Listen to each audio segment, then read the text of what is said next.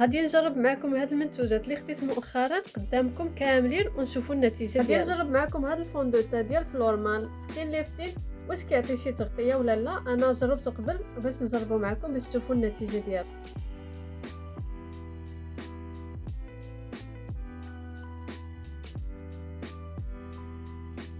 نبقى في البانسو هكا نديروه فوق جبهتنا. الجبهه ما كتحتاجش بزاف ديال، شوفوا التغطيه ديالو صراحه ما كيغطيش 100%.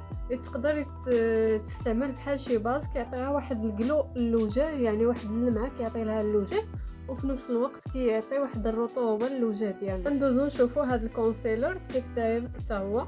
ندير هنا الكونسيلر، اللون ديالو تقريبا بحال البشره ديال وجهي، وهذا هو اللون اللي كيعجبني. نخليه هكا دقيقه ولا 2 دقائق بيد ما ينشف، باش ملي كندمجوه كيتدمج لينا مزيان. بانسو نبقى ندمج بيه دابا.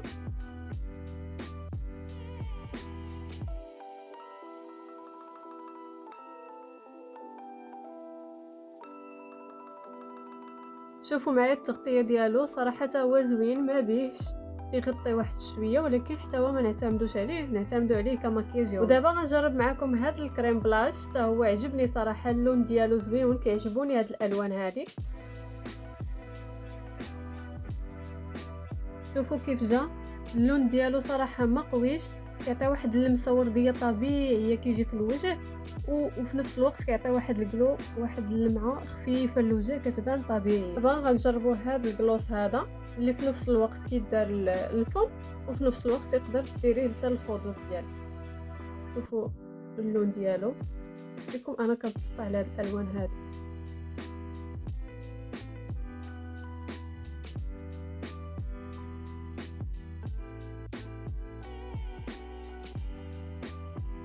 شوفوا حتى هو عجبني، ما قويش، وكيعطي واحد اللون طبيعي فريش للفم، وكيبينها صحيه الفم ملي كتصايب. شوفوا لي النتيجه، كيعطي واحد الجلو زوين في الوجه، يعني واحد اللمعه طبيعيه، وكيعطي واحد الاشراقه زوينه للوجه، صراحه خفيف على الوجه.